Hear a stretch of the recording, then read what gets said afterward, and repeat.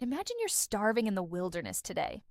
You see a deer, a wolf, and somehow you manage to kill both. Which one would you eat? Probably the deer. But why? After all, meat is meat, right? Now go back tens of thousands of years. There are no supermarkets, no farms, and no refrigerators. Every calorie matters. Yet ancient humans often focused on prey animals instead of predators. And the reason is stranger than you might think. A deer, horse, or bison could provide enormous amounts of meat and fat. A wolf or big cat could fight back violently while giving you far less food. That's already a terrible trade, but there was another problem. Predators are built differently. Animals at the top of the food chain generally carry less body fat than many large herbivores, and fat was incredibly valuable to Ice Age humans. In extreme cold, calories weren't just food, they were fuel. Your body needed energy simply to stay warm. So risking your life against a dangerous predator for a relatively small amount of meat made little sense. But then there's something even more interesting.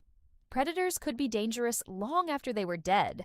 Wild carnivores can carry parasites and pathogens, and consuming poorly prepared meat could turn a successful hunt into a deadly mistake. Ancient humans couldn't simply take an animal to a doctor and test it for disease. But here's where the story gets complicated. The idea that ancient humans never ate predators isn't actually true. Archaeologists have found evidence that prehistoric humans hunted, butchered, or processed dangerous carnivores, including cave bears and other large predators.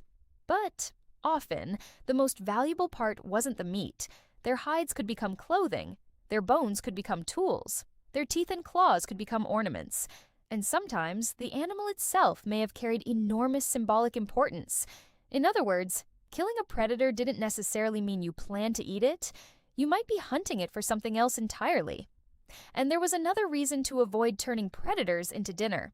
Predators are often solitary or difficult to locate, while herds of herbivores could provide multiple animals during a successful hunt. A group of hunters could track a herd, surround prey, and potentially bring home enough food to feed an entire community. Compare that with confronting a cave bear in its own territory. One mistake, and the hunter could become the prey. This is why ancient survival wasn't simply about eating whatever you could kill. It was about making calculations. How dangerous is this animal? How much food will it provide? Can we preserve it? Can its skin, bones, or teeth be used? And is the reward worth the risk? That's a surprisingly modern way of thinking. Our ancestors were constantly solving the same problem we face today: get the greatest reward for the smallest risk. But sometimes, desperation changed the rules. During severe food shortages, humans could become far less selective.